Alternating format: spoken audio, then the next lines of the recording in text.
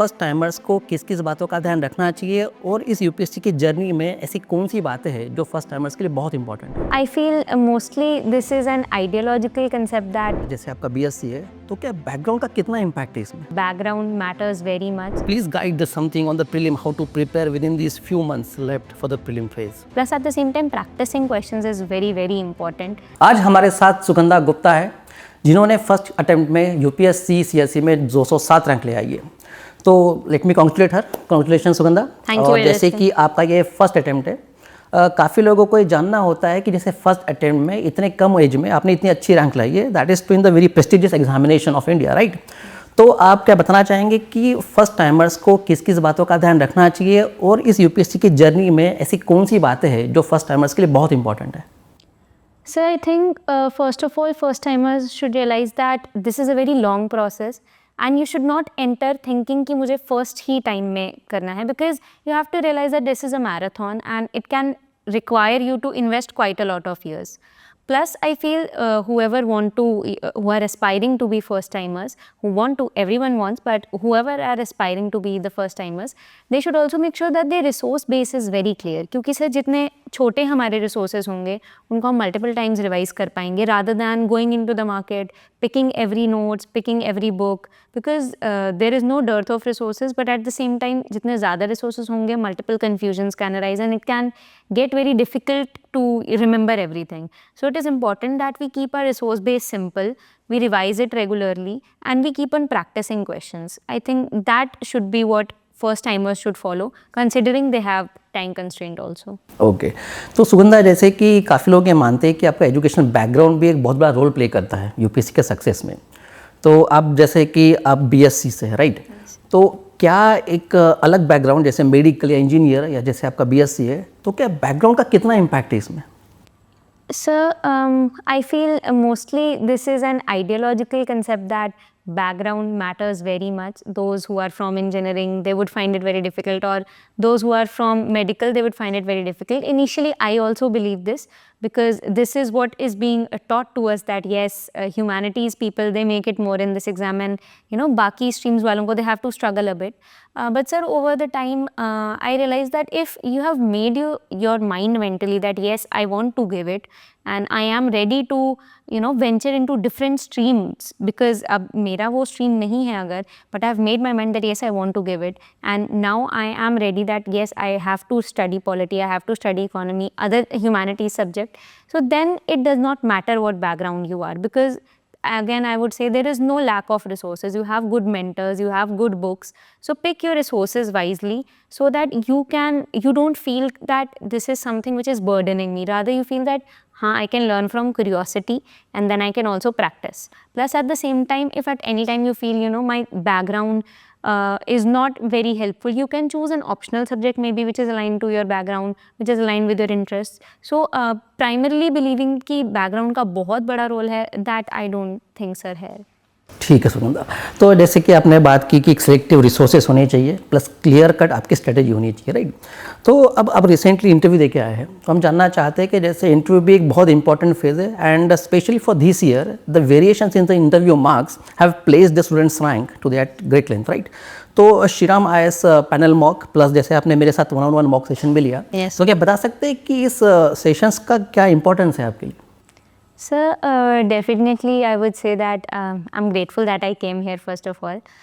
Starting on with the panel mock, I feel the best thing which happened in panel mock was that the wide variety of questions which I received. No member repeated the same field of question. Every member was asking from a different field, and I remember chairperson sir, he altogether started a different field which was not from my DAF, because this is also the possibility. They can ask anything and everything which is under the sun. So I realized that how I have to answer those questions for which maybe I'm not prepared, how I can say no to some certain questions, sorry I don't know. So he helped, the whole panel, they helped me develop this intellect that a very wide variety of questions can be asked. Plus he gave very simple feedback. He did not delve into much of unnecessary nitty-gritties. He said me to maintain consistency like I always have been. And he just said me to stay updated with the current affairs and everything. He said that I'm doing good, which was a reassurance because many a times when we get bad feedback, or not bad, but many a times when we get hypercritical feedback, that kind of demotivates us at time. Plus, sir, the one-on-one session with you, that was, I would say, more than mentorship, that felt like much more of guidance which I needed at that moment. Because not only you analyze the DAF and everything, the kind of intellectual and mental support which I received, that was also, that was very required at that moment, because many a times you can't trust your own potential, but when everyone else, and especially a guided person, he tells that yes, you have the potential, he provides you the positive environment, that helps very much. So I'm forever grateful for that. Thank you for your kind words, Sugandha. Now the prelim is approaching very near, and students have that anxiety of prelim, right? Of course, it is believed to be the most brutal phase of the examination. So please guide us something on the prelim, how to prepare within these few months left for the prelim phase. So, first of all, I feel that we should not think that we have to prepare in these few months. Let us realize that we have been in this journey since very long. So, those who were consistent since at least at least a year or the last 2 years, if they were consistent in their preparation, they don't need to worry about the next 2-3 months. Next 2-3 months can't change anything.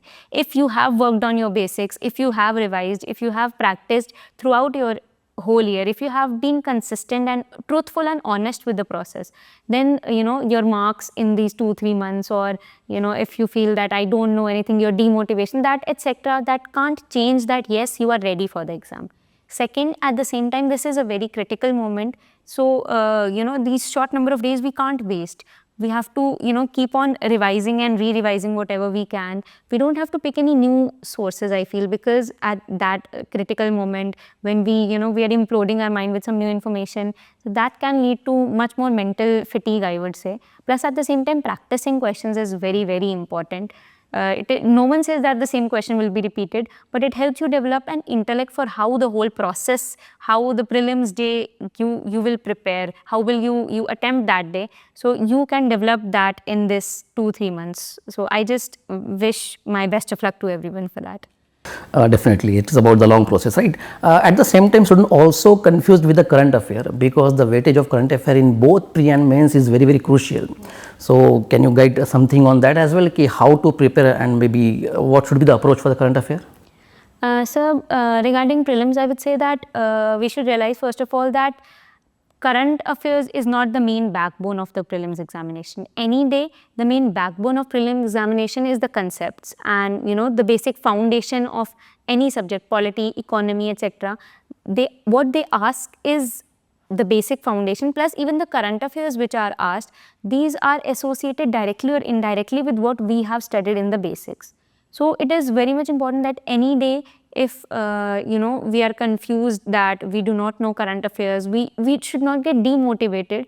Plus, like, we should keep our primary focus on our conceptual and our basics which we have of each subject. Plus, at the same time, there can be two approaches. You can follow newspapers like throughout the year. You can make subsequent notes and keep on adding them in your primary notes. Or you can go for magazines also. It completely depends on your experience, how you want to do it.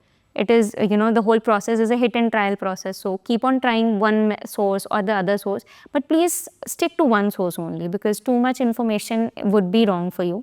Plus, at the same time, for the mains, I would say that current affairs are definitely a big game changer over here, because everyone here knows the basics. So now value addition comes from current affairs, your data points, your facts and figures, what is actually going on at that moment. So current affairs help you to, give that extra edge over what the basics know. So for prelims, basics is the most important thing. Current affairs is also definitely very important. And for mains, current affairs is like, the cherry on the cake which has to be added. So it is quite clear, even if it's UPSC or any other examination, the core of examination never changes. The basic books, the clarity of concept, and of course sticking to the one sources. So thank you very much, Sugandha, for guiding our viewers through your wisdom, and I congratulate you once again. Thank you very much, sir.